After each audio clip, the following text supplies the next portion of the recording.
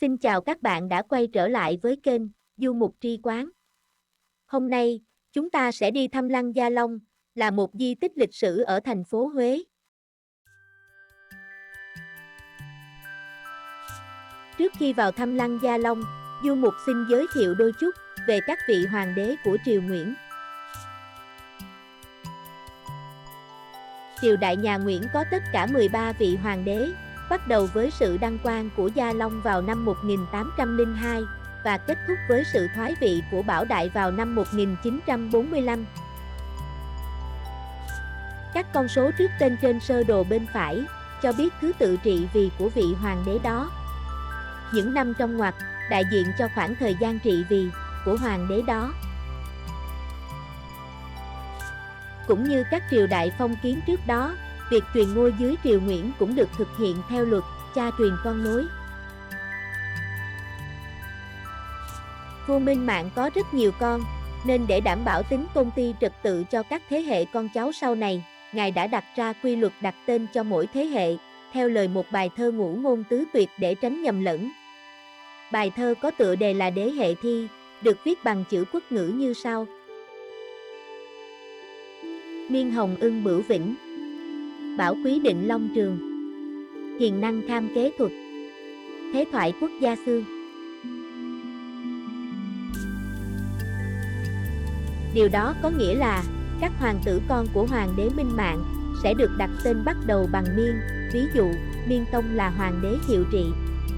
Các cháu nội trai của Minh Mạng sẽ được đặt tên bắt đầu bằng Hồng, ví dụ, Hồng Nhậm là vua Tự Đức. Lưu ý với các bạn là, quy luật này chỉ áp dụng cho các con và cháu trai. Việc đặt tên cho các con và cháu gái sẽ có một quy luật khác. Vì vua Tự Đức không có con, và vì những lý do khác nữa, nên việc nối ngôi kể từ sau khi Ngài băng hà, đã không thể theo luật cha truyền con nối được nữa. Như có thể thấy từ sơ đồ, mỗi hàng đại diện cho một thế hệ. Vị vua có thời gian trị vì lâu nhất là Tự Đức, với 36 năm, trong khi vị vua trị vì ngắn nhất là Dục Đức, chỉ 3 ngày.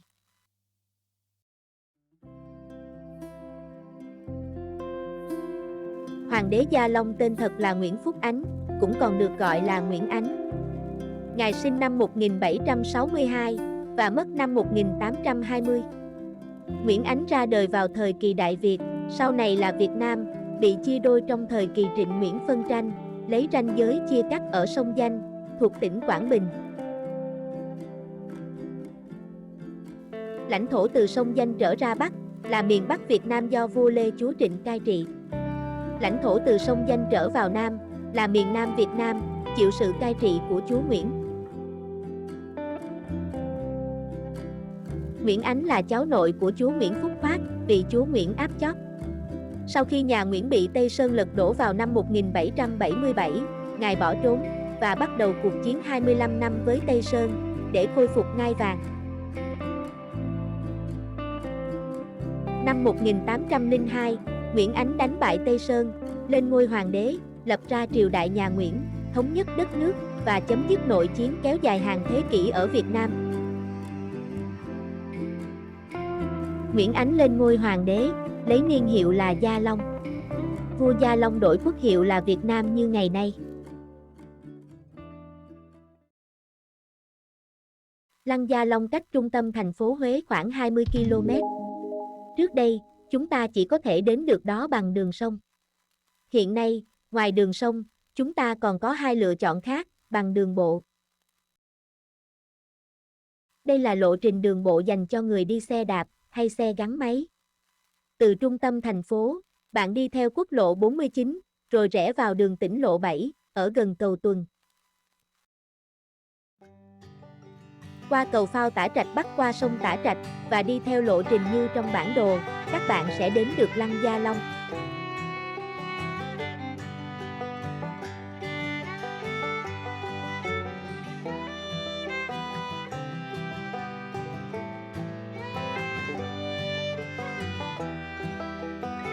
Các bạn cần chú ý, rất khó xác định vị trí cầu phao, vì đường dẫn vào cầu phao nằm trong một con đường khuất, cách cầu Tuần khoảng 2,4 km.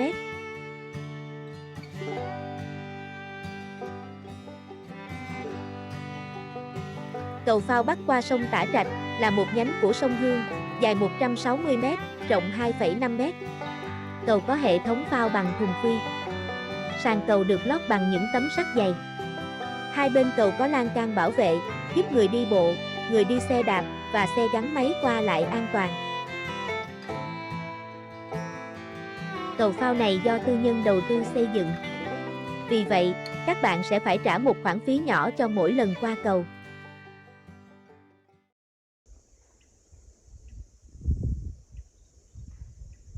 Bây giờ, chúng ta đang ở Lăng Gia Long.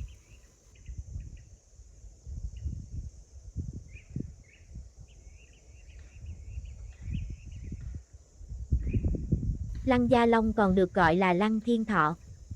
Năm 1814, vua Gia Long cho xây dựng Lăng Thiên Thọ để chôn cất người vợ cả của ngài, là bà Thừa Thiên Cao Hoàng hậu. Về tổng thể, lăng được chia thành 3 khu vực. Khu vực giữa là phần mộ của vua Gia Long và bà Thừa Thiên Cao Hoàng hậu. Bên phải lăng là khu vực Điện Minh Thành, là nơi thờ bài vị của vua Gia Long và đệ nhất hoàng hậu. Bên trái lăng là nhà bia.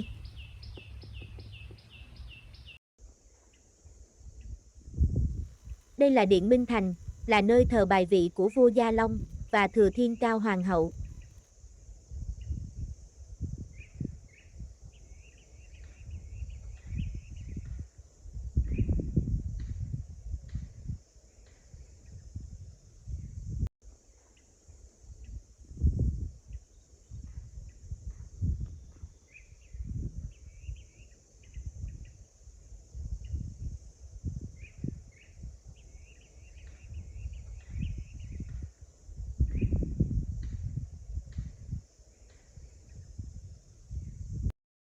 Việc xây dựng lăng được bắt đầu vào năm 1814 và hoàn thành vào năm 1820. Như các bạn đang thấy, điện thờ trông rất mới, vì điện mới được trùng tu vào năm 2022.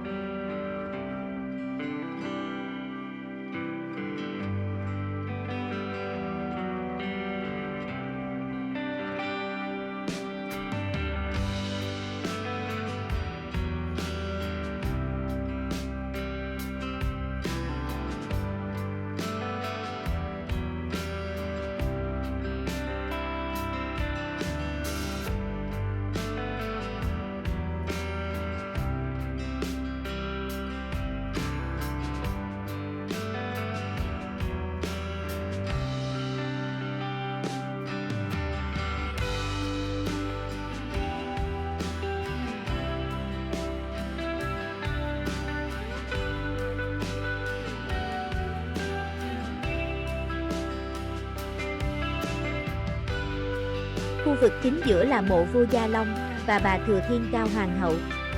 Đi qua sân đình với những hàng tượng đá uy nghi và các bậc cấp, các bạn sẽ đến được Bửu Thành, nằm trên đỉnh đồi. Bửu Thành là vòng thành bao bọc, bảo vệ phần mộ của vua và hoàng hậu.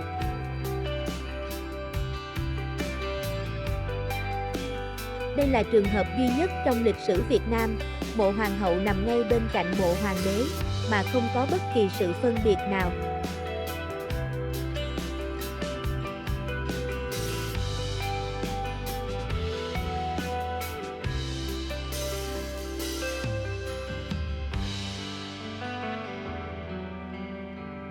Đây là phần mộ của vua Gia Long và vợ cả Thừa Thiên Cao Hoàng hậu.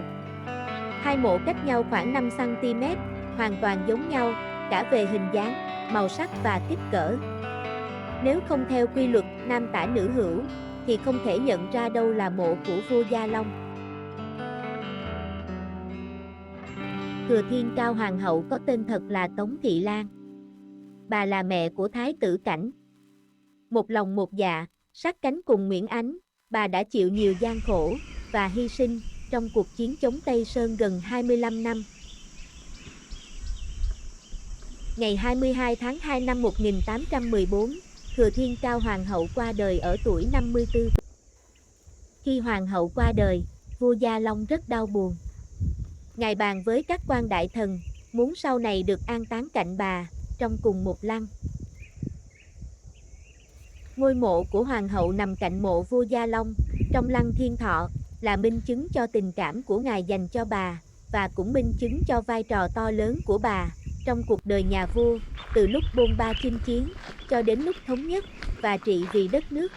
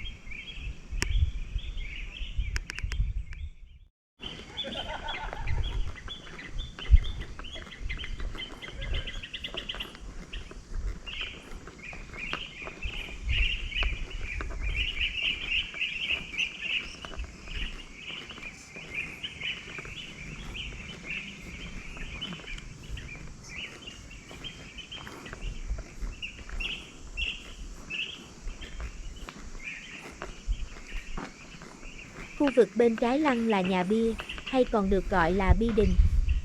Bia đình hiện nay chỉ còn một tấm bia lớn, có tên gọi là Thánh Đức Thần Công. Bia được chạm khắc bài văn bia, do vua Minh Mạng soạn, để ca ngợi công trạng của vua cha Gia Long.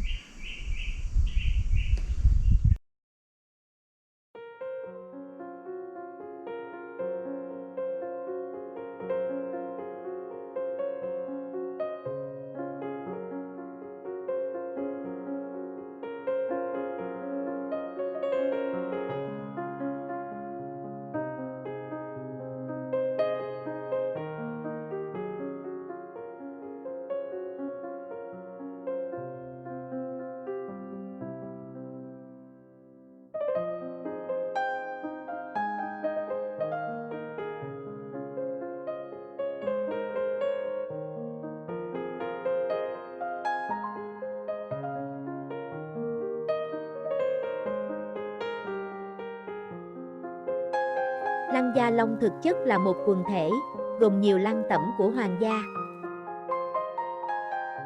Cách Lăng Gia Long khoảng 100 mét là Lăng Thiên Thọ Hữu và Điện Gia Thành. Lăng Thiên Thọ Hữu là lăng của bà Thuận Thiên Cao Hoàng hậu. Thuận Thiên Cao Hoàng hậu là vợ thứ hai của vua Gia Long và là thân mẫu của vua Minh Mạng. Điện Gia Thành nằm kế bên phải Lăng Thiên Thọ Hữu, là nơi thờ bài vị của bà. Năm 2020, Trung tâm Bảo tồn Di tích Cố đô Huế bắt đầu trùng tu quần thể Lăng Gia Long. Việc phục hồi đã được hoàn tất sau 3 năm. Hãy chia sẻ và đăng ký để cập nhật nhiều clip mới thú vị hơn các bạn nhé. Cảm ơn các bạn đã theo dõi kênh Du Mục Trí Quán.